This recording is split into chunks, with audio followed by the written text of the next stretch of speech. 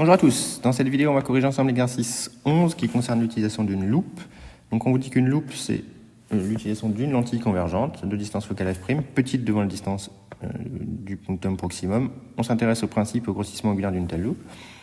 Donc dans un premier temps, pour les généralités, on vous dit qu'une loupe forme une image A'B' droite d'un objet réel AB et on nous demande de quelle nature est nécessairement l'image. Donc l'objet est réel, donc OA est négatif, or gamma égale OA' sur OA, et on sait que si l'image est droite,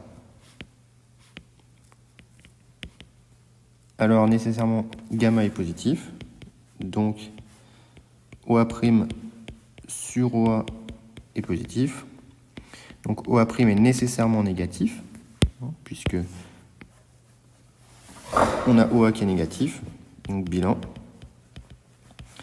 L'image est nécessairement virtuelle.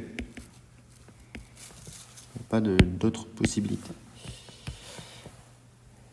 Ensuite, on nous demande où se situe alors l'objet AB par rapport au foyer principal, objet F de la lentille. On sait que l'on a aussi la relation gamma égale F' sur FA, d'après les relations de Newton. Or, gamma est positif, donc F' sur FA est positif. Et par suite, il vient évidemment que FA est positif. Donc finalement, sur notre situation optique, on a la lentille qui est ici, avec son centre optique O, son foyer F'. On a que OA doit être négatif, mais que FA doit être positif. Donc l'objet est nécessairement entre F et O. Pour les raisons de confort visuel, on nous explique qu'on veut que l'image se forme à l'infini, donc évidemment on doit placer l'objet sur F, tout simplement. Illustrer cette configuration par une construction géométrique. Donc on y va. On a donc une lentille convergente ici, deux centres optiques O, deux foyers F et F', et donc l'objet AB ici va être perçu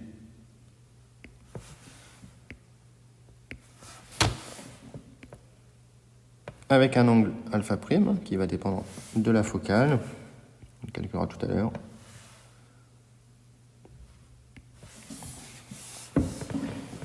Voilà la construction de l'objet, de l'image, de l'objet, tel que demandé.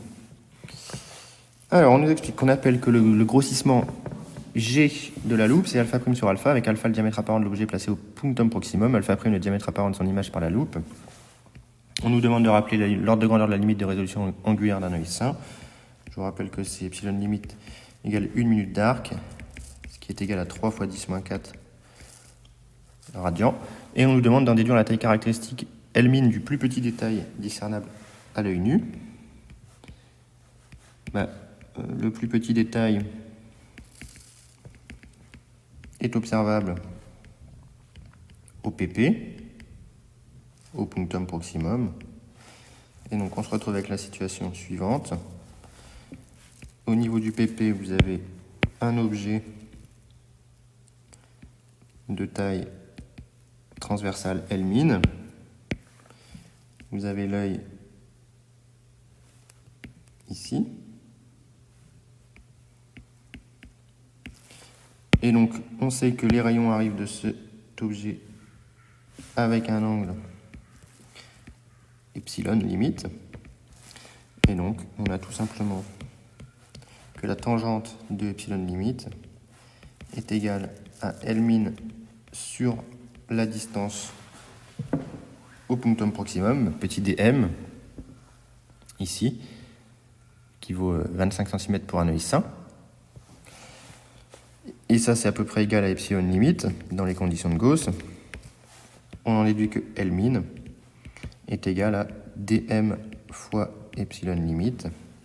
Et donc l'application numérique avec dm égale 25 cm donne L min égale 75 micromètres.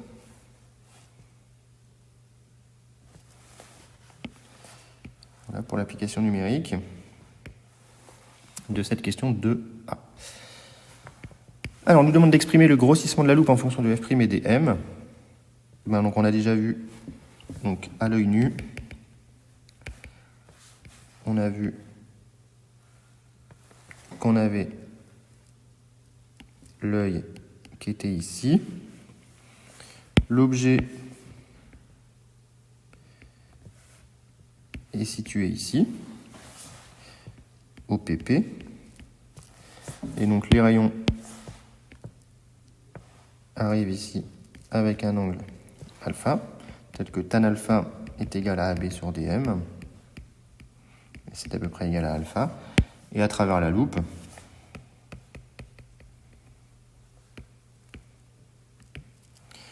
on a fait le schéma au-dessus, les rayons sortent avec un angle alpha prime ici, avant de reconverger dans l'œil, et donc à travers la loupe, on a que tan alpha prime est égal à AB sur f prime cette fois-ci, et ça c'est à peu près égal à alpha prime, et donc on en déduit que le grossissement, qui est égal à alpha prime sur alpha, est égal à AB sur f prime fois dm sur AB, et donc qui est égal à dm sur f prime. Et ça, on peut le réécrire en fonction de la divergence. Pour la question suivante, c'est donc égal à dm fois la divergence de la lentille. Alors, on veut une petite application numérique pour une divergence de 20 dioptries. Donc, pour V égale 20 dioptries, c'est pareil que 20 mètres moins 1. Eh bien, on trouve G égale 0,25 fois 20 égale plus 5. Donc, on a un grossissement de 5. On voit 5 fois plus gros. Et donc, évidemment, si on voit 5 fois plus gros, c'est qu'on peut avoir des détails 5 fois plus petits. Donc, quelle est la taille du plus petit détail discernable avec cette loupe? On a cette fois alpha prime qui est égal à epsilon limite. Or, alpha prime est égal à G alpha. Et alpha, on avait vu que c'était égal à, on l'a écrit au-dessus, L min sur dm.